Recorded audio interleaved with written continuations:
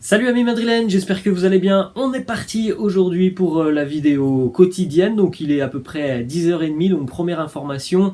Voilà, l'entraînement aujourd'hui côté Real, ça sera à partir de 11h. La conférence de presse de Carlo Ancelotti, conférence de presse d'avant-match, ça sera en tout début d'après-midi, donc on aura les informations demain, mais on va regarder dans quelques instants les infos qui concernent l'entraînement de la veille, et ça sera assez similaire aujourd'hui. Il ne devrait pas y avoir d'absent du côté madrilène à l'entraînement, si ce n'est peut-être un absent qui était déjà absent face à Chelsea. On va en parler dans quelques instants. On va démarrer les amis avec les deux unes des quotidiens madrilènes, le quotidien AS et le quotidien Marca. AS qui fait sa une avec notamment Karim Benzema en mode ballon d'or pour Benzema. On en avait rêvé la saison passée, le rêve peut devenir réalité cette saison. Je souhaite de tout cœur et j'espère de tout cœur que Karim remportera ce ballon d'or. Pour moi, c'est mon immense favori. Il fait une saison exceptionnelle, on l'a dit, c'est la meilleure saison de sa carrière malgré ses 34 ans. Un joueur décisif et importantissime sur le terrain. Il a un rôle très très important dans son équipe. Deux triplés consécutifs en phase éliminatoire de la Ligue des Champions. Karim qui va vraisemblablement remporter un nouveau titre en Liga avec le Real, qui va peut-être, et on l'espère, se qualifier aussi en demi-finale de la Ligue des Champions. Voilà, c'est une année exceptionnelle pour Benzema. Donc pour moi, c'est le grand favori. J'espère qu'il va remporter ce ballon d'or dans quelques mois. À l'heure actuelle, il est en concurrence avec Lewandowski, mais à l'heure actuelle, je pense que Karim est devant Robert Lewandowski en ce qui concerne donc cette course au ballon d'or. Ensuite, on continue les amis avec la une du quotidien Marca qui titre la formule d'un Madrid 10, 9 plus 1, Benzema et Courtois, ça fait 10. Voilà, si on doit désigner cette saison deux hommes et deux grands artisans des succès madrilènes cette saison, eh bien, on est obligé de citer Karim Benzema pour son rôle dans l'équipe, pour son efficacité, pour son apport. Et il en est de même pour Thibaut Courtois, ses nombreux arrêts déterminants, ses nombreux clean sheets. Je crois que c'est 17 clean sheets en Liga pour Thibaut Courtois. Donc voilà, on a les deux grands artisans de la belle saison madrilène jusqu'à présent.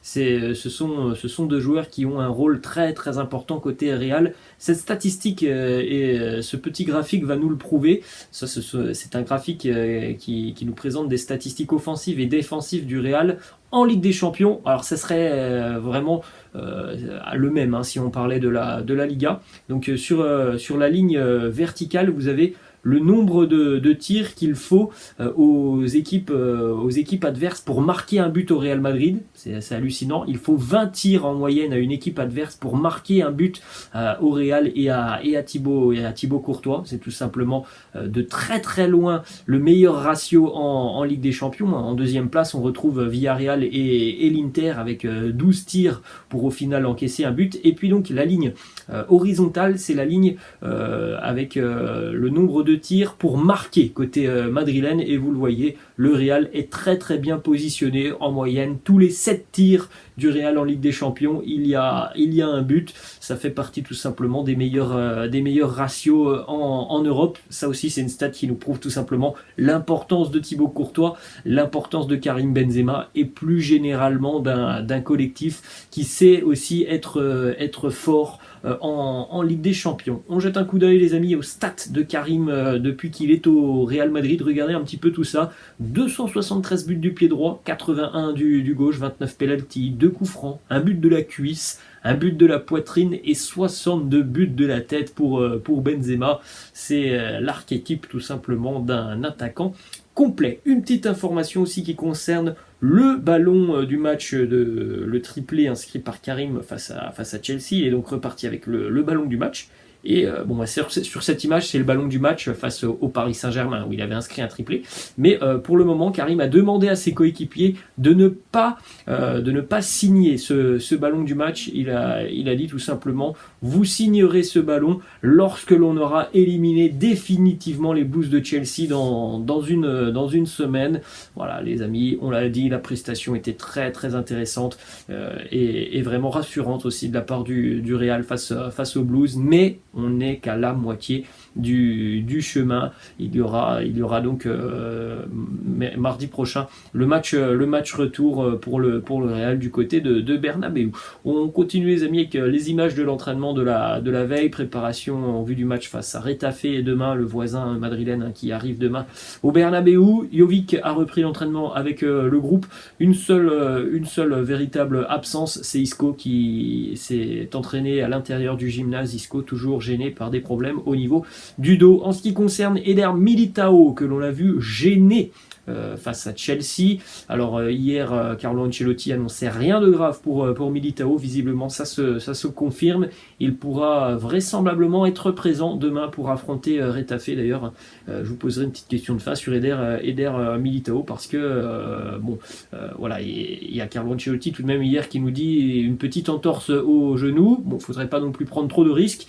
Mais on rappelle que Militao, il ne jouera pas la semaine prochaine face à Chelsea. Il sera suspendu. Donc, est-ce qu'il faudra prendre le risque de faire jouer Militao demain face à Retafe? Vous me laisserez en commentaire tout ça. Alors que, bon, quand même, Ancelotti a dit hier... Ouais, il y a un petit problème au niveau du genou. On continue les amis avec plusieurs déclarations du côté de Retafe. L'entraîneur de Retafe, Quique Sanchez Flores, qui nous dit il y a 90 minutes qui seront assez longues au Bernabéu, mais on peut avoir une situation décisive pour nous. Nous devons y aller avec le culot de savoir que c'est un match dans lequel nous n'avons rien à perdre et beaucoup à gagner. Autre déclaration de Quique Sanchez Flores qui nous dit contre le Real, il faut jouer avec beaucoup d'énergie, beaucoup de dynamisme et beaucoup de cœur, car c'est une équipe qui sait changer des scénarios qui leur sont difficiles. On ne peut rien laisser passer. On rappelle qu'à l'aller, Retafe avait battu le Real Madrid en mettant justement beaucoup de cœur, beaucoup d'agressivité et d'intensité dans cette rencontre. C'est le style de cette équipe de Retafe. Il y a beaucoup de duels physiques. Alors évidemment, voilà, c'est toujours beaucoup plus compliqué pour Retafe en déplacement. Mais c'est vrai qu'à domicile, ils sont coutumiers du fait de sortir des matchs où il est toujours très très difficile de venir jouer au Coliseum Alfonso Pérez de Retafe.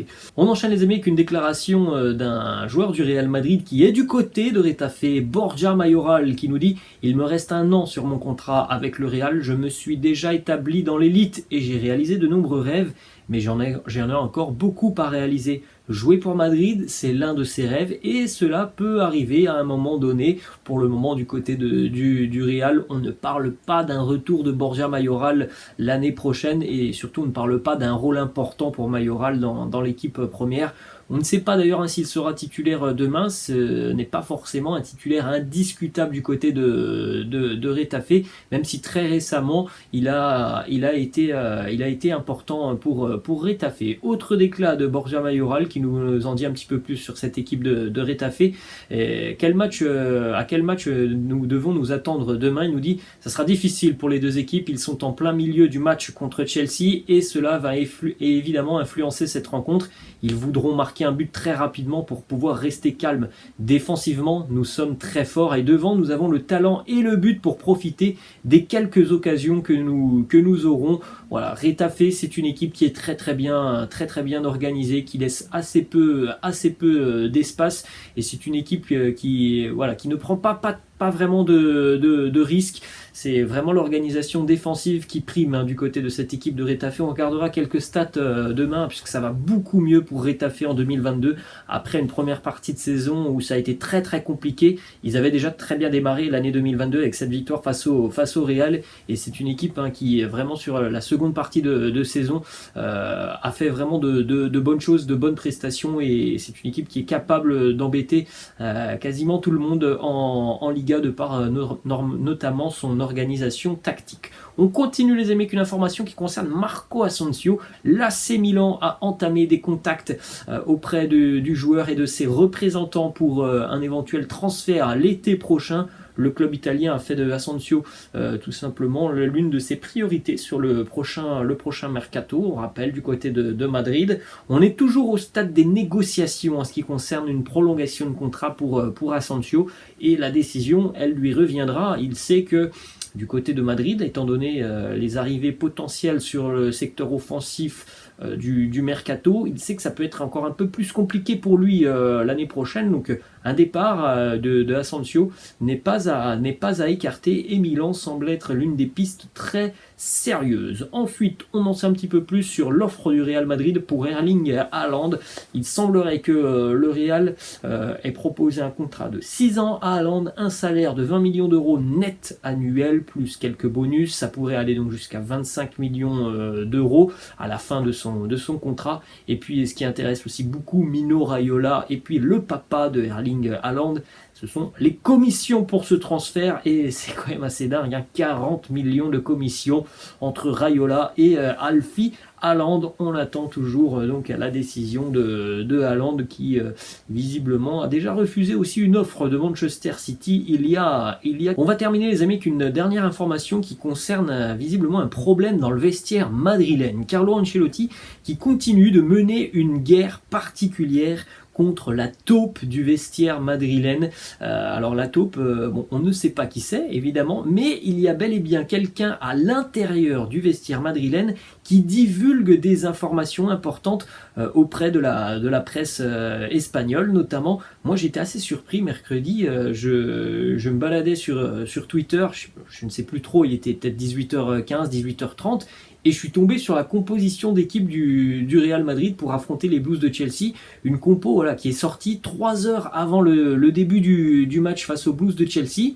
Ça, c'est des choses quand même très très surprenantes. Une composition d'équipe, en général, ça sort 1 heure et quart avant le début d'une rencontre. Moi, j'ai vu la compo du Real mercredi, il était peut-être 18h30 à peu près, donc très très surprenant. Visiblement, il y a quelqu'un à l'intérieur du vestiaire madrilène qui donne tout simplement des informations à la presse, et évidemment ça, ce n'est pas bénéfique pour le groupe, c'est aussi bénéfique pour les adversaires du Real qui ont beaucoup plus le temps aussi de s'organiser par rapport à une tactique. Donc Carlo Ancelotti continue de mener sa petite enquête pour découvrir quel est ce joueur ou peut-être ce membre du staff, mais là ça serait encore quelque chose de plus dramatique, qui divulgue des informations auprès de la presse. Voilà les amis, la fin de cette vidéo. Donc on se quitte avec la petite question de fin par rapport à Eder Militao touché face à Chelsea. On l'a vu, il a quand même terminé difficilement cette rencontre hein, juste avant d'être remplacé. On le voyait très en difficulté sur le terrain. Est-ce que vous pensez que le Real doit faire jouer Eder Militao demain? On sait qu'il ne jouera pas hein, la semaine prochaine face à Chelsea. Laissez-moi tout ça en commentaire. Je vous laisse les amis et je vous dis à demain. Ciao.